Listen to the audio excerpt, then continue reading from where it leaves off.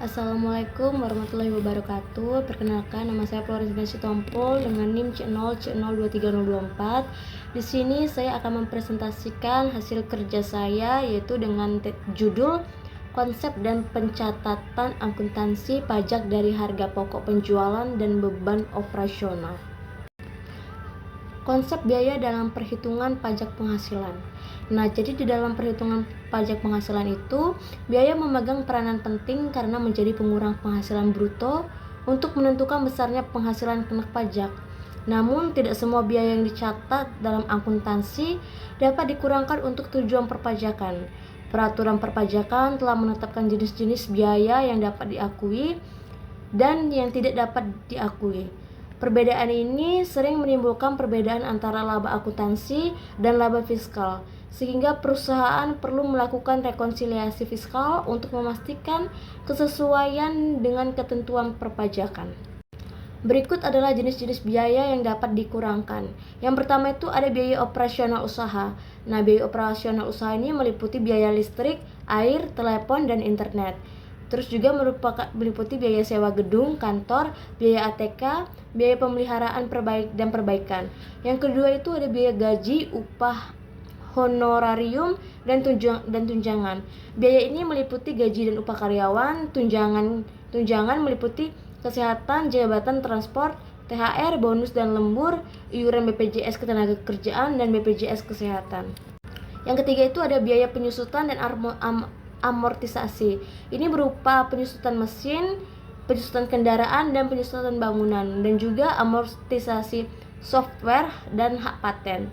Yang keempat itu ada biaya bahan baku persediaan. Nah, ini meliputi pembelian bahan baku, pembelian barang dagang, biaya pengiriman bahan baku, dan biaya produksi. Nah, yang kelima itu ada biaya pemasaran dan penjualan. Ini berupa iklan atau media sosial, TV, radio, diskon penjualan, biaya promosi, biaya entertainment yang memenuhi syarat. Biaya yang boleh dikurangkan dalam pajak atau deductible expense. Nah, itu adalah biaya yang dikeluarkan untuk mendapatkan, menagih, dan memelihara penghasilan. Dan menurut ketentuan perpajakan diperbolehkan sebagai pengurang penghasilan bruto. Kriteria utama biaya yang dapat dikurangkan adalah bahwa biaya tersebut harus berhubungan langsung dengan kegiatan usaha dan didukung bukti pengeluaran yang sah. Nih, berikut adalah beberapa contoh biaya yang termasuk deductible expense. Itu pertama ada biaya operasional perusahaan seperti gaji, upah, tunjangan, biaya listrik, air, telepon, dan ATK. Lalu yang kedua itu ada biaya penjualan dan pemasaran, itu seperti biaya iklan, promosi, pengiriman barang, dan komisi penjualan. Nah, yang ketiga itu ada biaya administrasi dan umum, seperti biaya sewa kantor, biaya perjalanan dinas, dan biaya perawatan aset. Lalu yang keempat itu ada biaya penyusutan dan amortisasi sepanjang mengikuti ketentuan fiskal. Yang kelima itu harga pokok penjualan yang meliputi biaya pembelian barang dagang, biaya produksi langsung, dan biaya tenaga kerja langsung. Kemudian yang keenam itu ada iuran kepada dana pensiun yang disahkan oleh Menteri Keuangan. Yang ketujuh itu kerugian selisih kurs sepanjang terjadi dalam kegiatan usaha normal. Dan yang terakhir itu ada kerugian karena penjualan harta, kecuali yang diatur berbeda dalam peraturan pajak. Kemudian ini ada biaya yang tidak boleh dikurangkan dalam pajak atau non-deductible expense. Nah, non-deductible expense ini adalah biaya yang menurut ketentuan perpajakan tidak boleh dijadikan pengurang penghasilan bruto.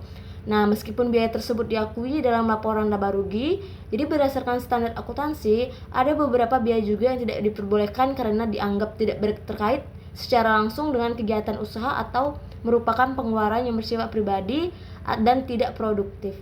Kemudian itu ada jenis-jenis biaya yang termasuk non-deductible expense antara lain pembagian laba kepada pemilik seperti dividen. Lalu yang kedua itu ada biaya yang tidak berhubungan dengan kegiatan usaha, misalnya biaya pribadi, sumbangan, atau donasi yang tidak memenuhi ketentuan perpajakan.